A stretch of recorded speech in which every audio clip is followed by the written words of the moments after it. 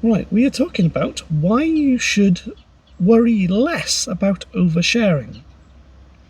This is based on the work of Dr. Leslie John, and it was retweeted, what's it called? Reshared by Mel Robbins, the podcaster on FaceTube. And it's a work of Dr. Leslie John. I keep thinking John Leslie, the presenter, but no, it's Dr. Leslie John, so someone else. Right.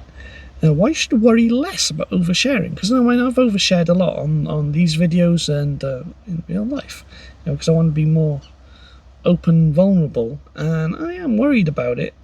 Because there's a lot of people who don't share anything at all, and you worry about TMI, but what you should worry about is TLI. Right, TMI and TLI are too much information, too little information. So, right, my thoughts on that. Often when I'm trying to explain something, I go into a lot of detail why I've come to such a conclusion. I've done it with in these videos where I make a statement, a conjecture or something, and I try to back it up with facts or why I've come to that conclusion. Sometimes there's a lot of things in my history which I can't talk about, I believe. And I think I'll go off on a tangent and that loses the audience. So maybe I should be saying less. This was one of my arguments. But I want to say a lot more. There's a lot more things I want to say. Look at this, I'm scratching. I haven't taken antihistamine today. See, I'm going off on something else now. It's irrelevant. When did I last take an antihistamine? I don't know. But I'd like to share a lot more. I'd like to be more vulnerable and like my theory of attraction pachinko. My attraction pachinko theory.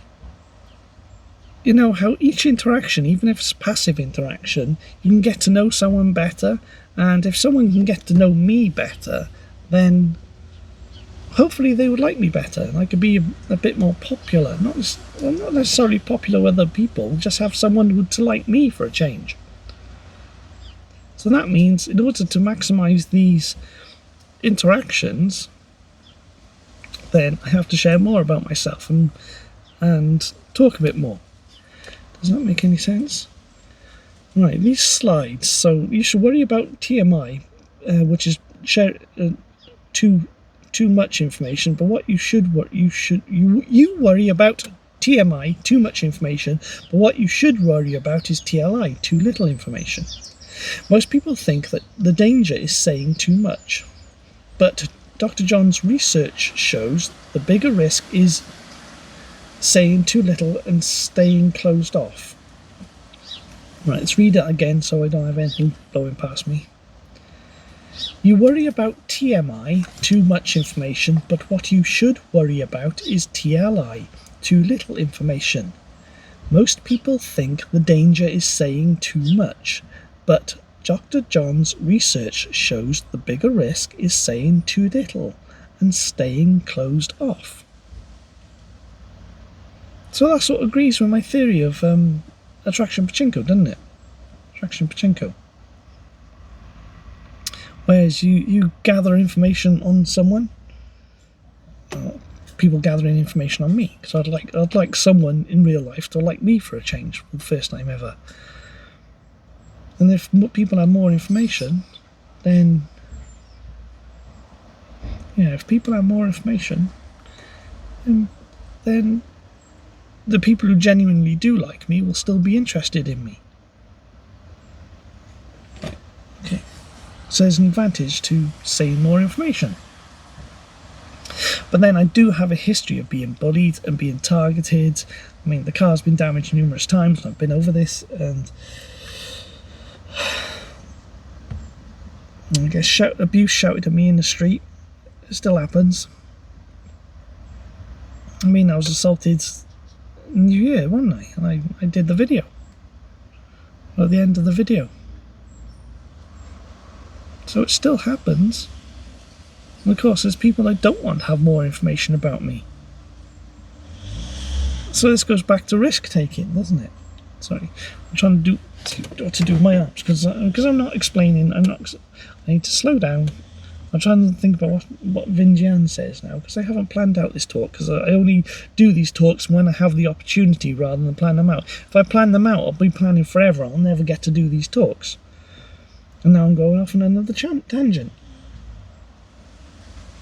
What's the next slide say? The next slide is, you assume sharing will go badly, but that's usually not usually the case. You assume sharing will go badly, but that's not usually the case. You tend to overestimate how negative the fallout will be if you reveal something you're nervous to share. Right, my mother is coming back, so I'm going to have to stop this video now. Oh, it's bloody hot in here. Yep, it's hot. She's seen you come in, but she don't know what she's doing, where she's going in and out. Hang on. Yeah. If you're waiting to cross, there's a bloody thing by you, see people. Oh, shut up. It's me, innit? Yes. What's the name of the road? Can't see no signs. I've got maps on my phone. Side that. Check the maps on my phone. Oh, shut up. Let that lady cross. Watch that lady. Go on, nobody behind. Go on. Oh. Alright, okay, sorry. Let's cross the lady on there then. Watch your speed. And that's when, yeah. Well, no, I'm going to cut down on sugars, but ice cream in this weather, and yours. It's not ice cream, it's what you had, Cornetto. Still ice cream.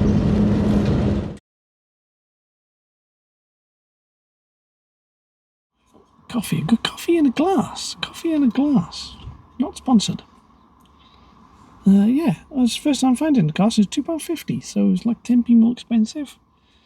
Right, I tried doing a video earlier, but I wanted to take my mother to the hospital, but my mother came back earlier than I expected, so I wasn't able to do a video. So I'll start again with the video today.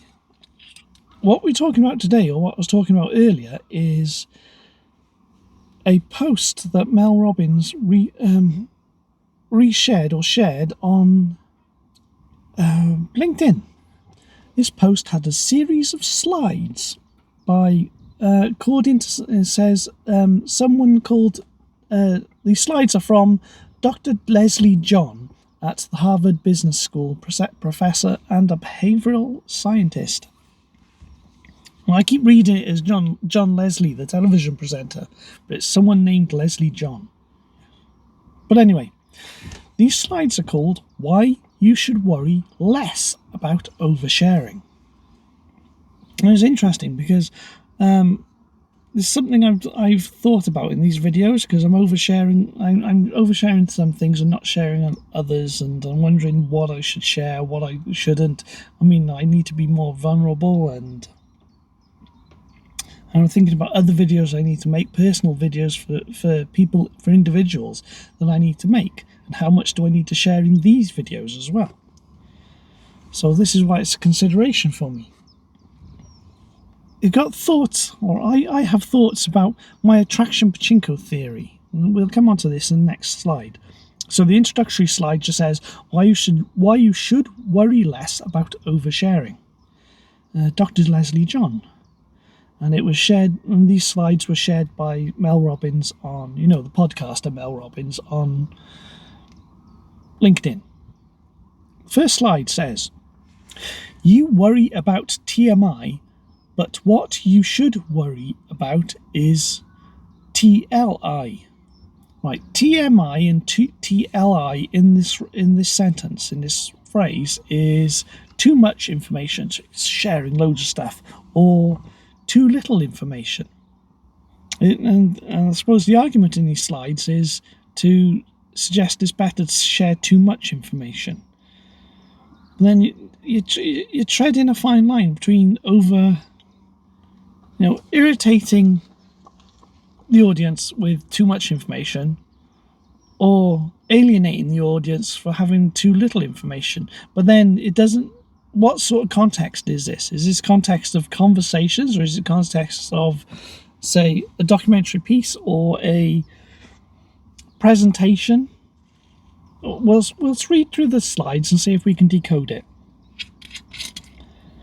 Most people think the danger is saying too much, but Dr. John's research shows the bigger risk is saying too little and staying closed off.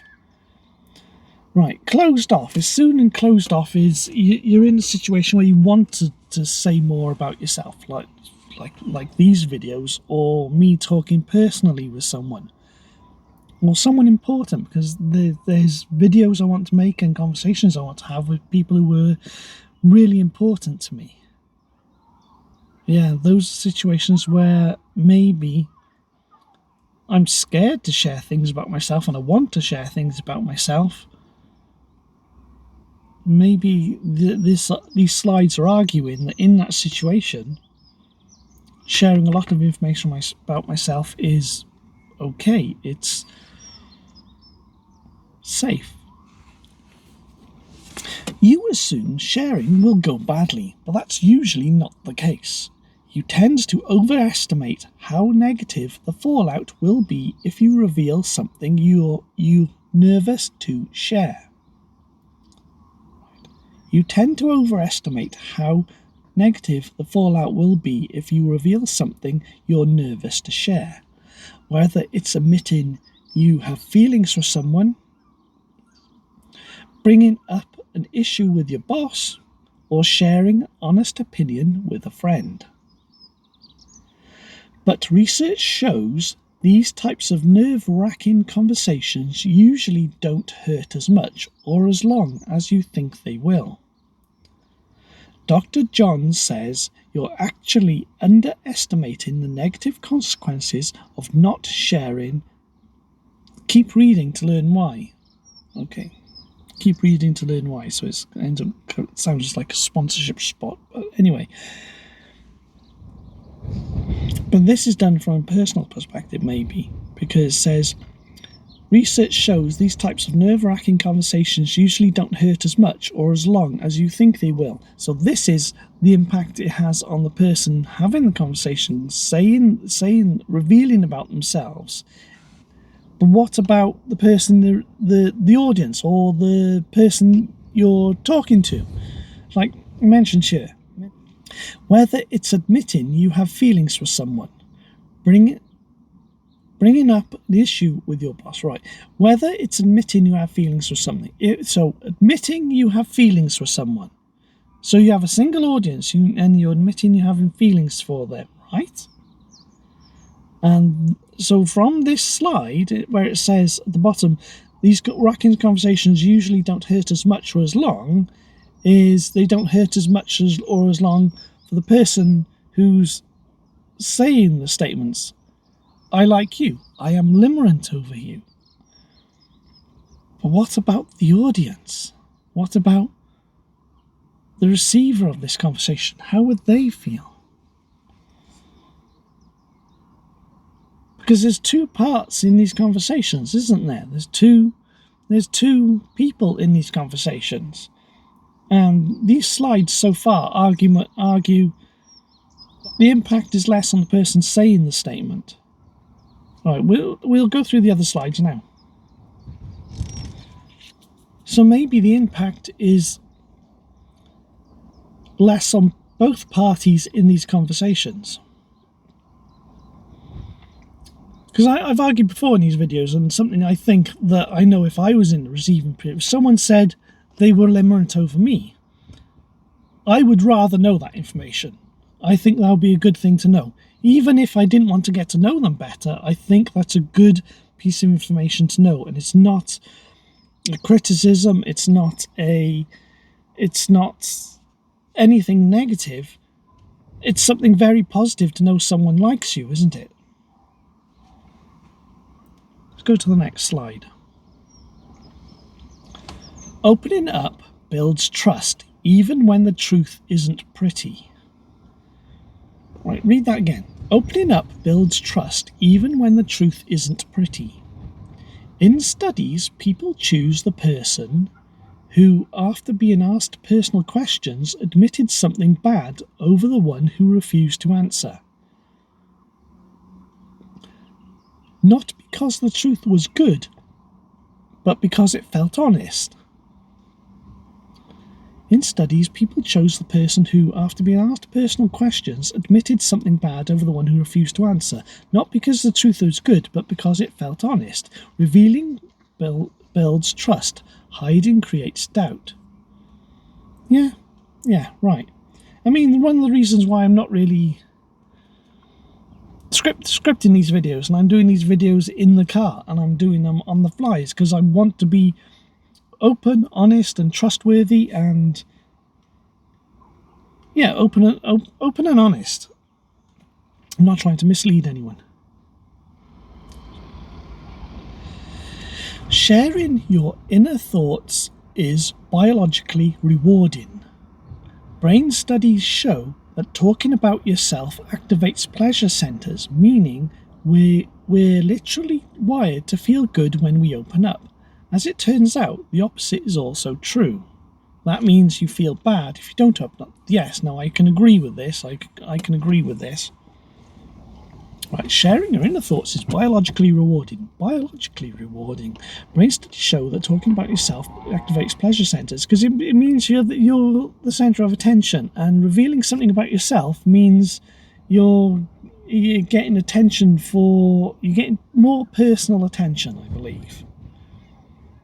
So I assume it's, revealing something about yourself, the same as getting personal attention, isn't it? That's the feeling. Okay. Right, read that again. Brain studies show that talking about yourself activates pleasure centers. Pleasure. I think it's keen to personal attention. Meaning we're literally wired to feel good when we open up. As it turns out, the opposite is also true. Yes, because you want to reveal something about yourself. You want to... Yeah, because when you're holding something in, when you're not talking about your thoughts and feelings... Yeah, when you're not talking about your thoughts and feelings, you feel it's similar to not getting attention and being, I don't know about ignored, but ostracised. You're not getting your own personal needs met. So I'm struggling to, I know what the feeling is, but I'm struggling to put it into words. And furthermore, it's not just struggling to put it into words, but putting the feeling into words that the audience will understand. So this next slide. Keeping things in is bad for our health. Keeping things in is bad for your health. Keeping secrets and suppressing how we feel can lead to rumination, lower cognitive performance, and higher physical stress response. Yes, I understand this. Dr. John wants you to know that even though staying quiet feels like the safe option, in the long run, it is doing more damage than opening up. Yes, I agree with this. Remember, the reason why I've made this channel, started making the channel, is I made a list of things which are wrong with the world, and the top thing on the list is people need to be able to open up and speak honestly and openly without fear of judgment. And that's the problem. That's the problem in society. I mean, not even judgment. There's worse than judgment, because people can start coming up with accusations when they don't know the truth. And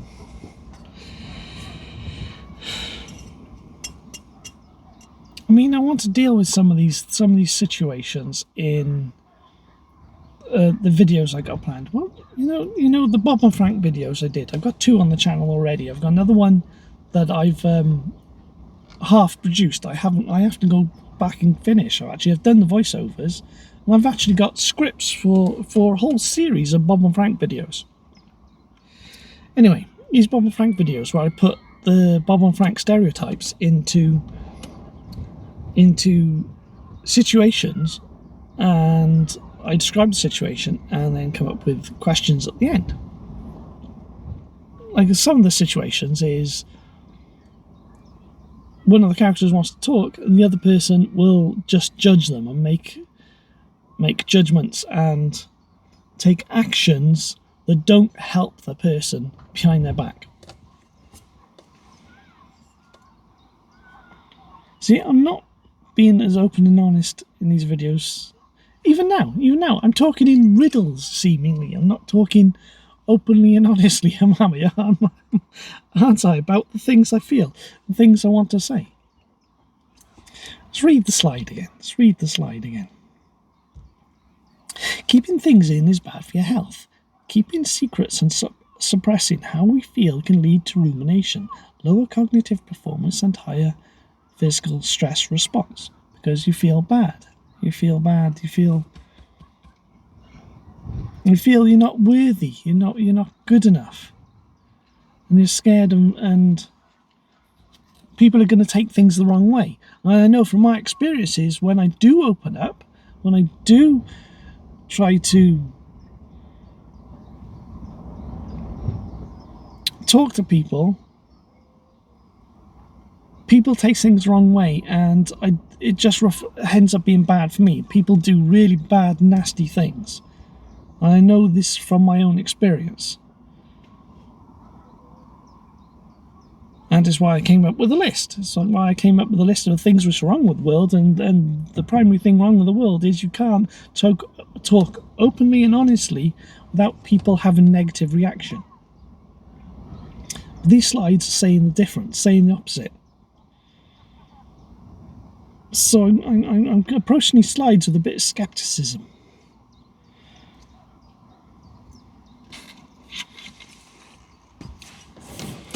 Let's talk about my limerence.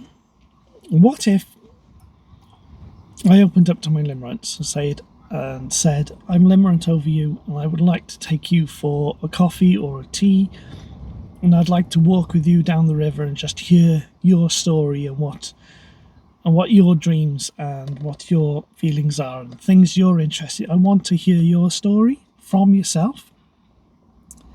Now, I don't think she would mind. She might not feel comfortable, but she might not have a negative reaction. Maybe she says she doesn't want to do that or doesn't want to go for a coffee. And if that's the case, then I can't argue that, because her best interests need to be taken into account. Her best interests, her thoughts and her feelings are the most important thing to protect. Right, next slide. Dr. John isn't saying you should tell everything. Hang on. Read that again. Dr. John isn't saying you should tell everyone everything. She's saying that knowing what to share with whom and when it matters most is a skill you can learn, and one that has power to improve relationships, your career, and your health. I suppose it's relevant information, isn't it? I'm picking dry skin off my fingers. It's like revealing too much information. I got some dry skin problems, and I got a few wounds for some reason, and I get dry skin by here in my arms in the nights, and it's really, really irritating. See, that's the sort of information you don't have to know. I don't have to. I just had the thought, right? like relevant information. You can't make a video to your limerence saying you're limerent about someone, and the next thing saying, oh, I got a dry skin problem by here. That's irrelevant information, isn't it? So it's knowing what to say and with whom. She's saying that knowing what to share with whom and when it matters most is a skill you can learn, and one that has power to improve your relationships, your career, and your health. Dr. John isn't saying you should tell everyone everything. She's saying that knowing what to share with whom and when it matters most is a skill you can learn, and one that has the power to improve relationships, your career, and your health. So it's knowing what to say and when. Like, for instance, I'm thinking about my Limerence. I want to take her out for a coffee and I want to take her for a walk by the river. Do I arrange going out for a coffee or a walk by the river before saying I'm limerent? But then it's strange to someone from nowhere that you have very minimal contact with or never really talked to, and saying, oh, do you want to go out for a coffee? It just sounds a bit strange. So I think I need to have a reason and tell her that I am limerent over her. Now, I've been planning a video, but I'm not going to talk about it here.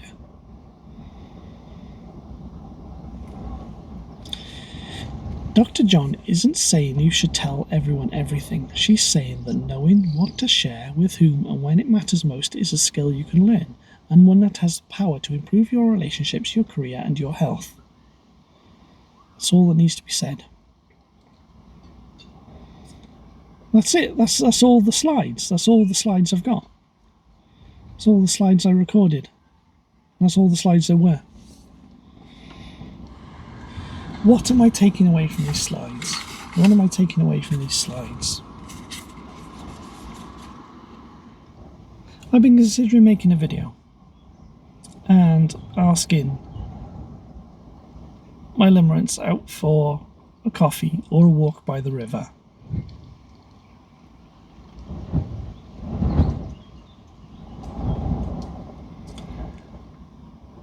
And I guess I've been scared to do that, and I've always been, oh, I'll do it next week, or I'll do it now tomorrow, or I'll put it off when time's better, when I finish this application, or I finish this piece of work, or I finish this video. When I finish this video or that video, maybe I'm going to put a piece of information that's relevant in the next video in case she sees these videos. And I'm always doing a video and telling her that I would like to. I mean, I don't have funding to go and see her at the moment, but I may have by September, and I think if I can get the funding, maybe at the end of August, I could go and actually go to meet her and take her out for this coffee or a tea or just a walk by the river. And the takeaway I'm going to get from these slides is I don't need to keep putting this off, and it's okay to be a bit more open and vulnerable.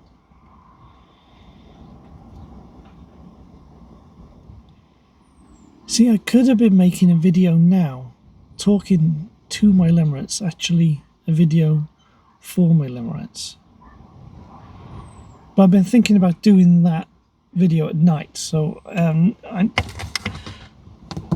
my hook up here, which I hang the lights on when I do the night videos, I've lost it. I don't know where it's gone. So I'll have to put the lights somewhere in the car, wedge it somewhere.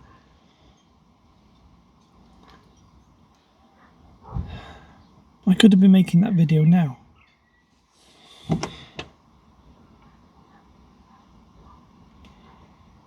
But I think it's better to make a video like that at night, not because it is night, but because I can go somewhere quiet.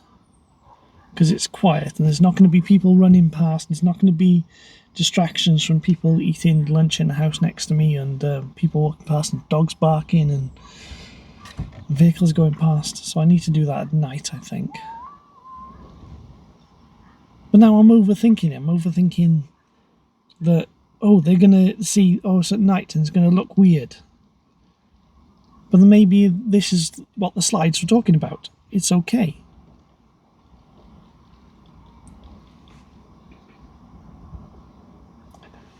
Anyway, time to go.